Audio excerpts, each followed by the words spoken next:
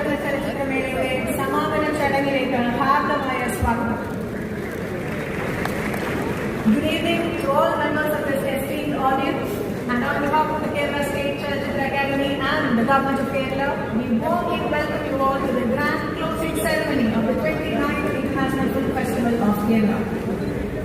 This has been a week that celebrated the mass diversity of culture and art of storytelling.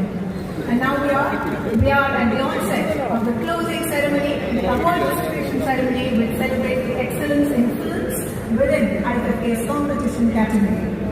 കഴിഞ്ഞ 7 ദിവസങ്ങളിലായി അതിമനോഹരവും ഹൃദയസ്പർശിയുമായ ദൃശ്യ